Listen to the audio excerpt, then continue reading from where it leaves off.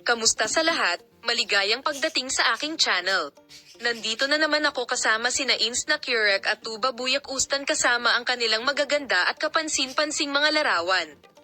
Inatake kagabi si Engin Akyurek, isa sa mga sikat na artista ng Turkey at sa puntong may nakasalubong siyang mga bato sa harap ng kanyang bahay. Naganap ang pag-atake sa bahay ng sikat na aktor sa gabi. Kaagad pagkatapos ng insidente, naglunsad ng malawakang investigasyon ang mga pangkat ng pulisya upang mahuli ang mga sospek at ibunyag ang mga detalye ng insidente.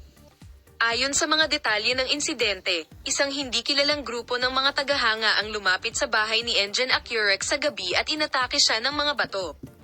Ang sikat na aktor, na nasira ang bahay, ay nagpapagaling mula sa pagkabigla sa insidente.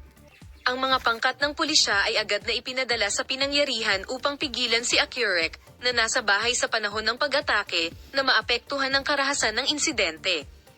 Matapos ang pag-atake, ipinaliwanag ni Engin Akyurek kung paano naganap ang insidente sa kanyang pahayag sa pulisya.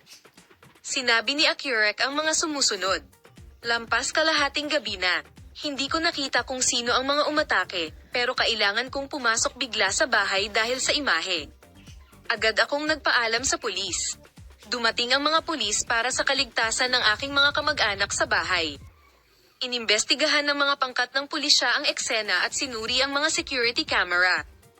Ayon sa mga unang natuklasan, natukoy na ang pag-atake ay isang binalak at paunang organisadong aksyon.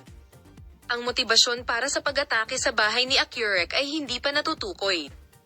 Gayunpaman, ang pulisya ay gumagawa ng matinding pagsisikap upang matukoy ang mga taong sangkot sa insidente.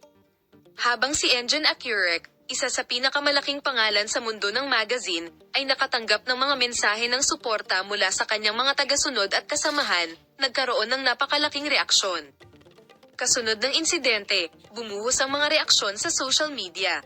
Ipapakita namin sa iyo ang mga pag-unlad at pinakabagong balita sa paksa. Palam.